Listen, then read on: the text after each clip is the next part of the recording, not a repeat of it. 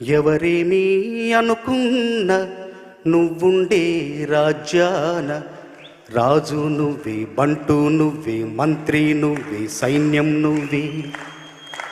ఏమైనా ఏదైనా నువ్వెళ్ళే బడిలోన పలక నువ్వే, బలపం నువ్వే, ప్రశ్న నువ్వే, బదులు నువ్వే. అన్నీ నువ్వే కావాలి, అనునిత్యం పోరాడాలి, అనుకున్నది సాధించాలి.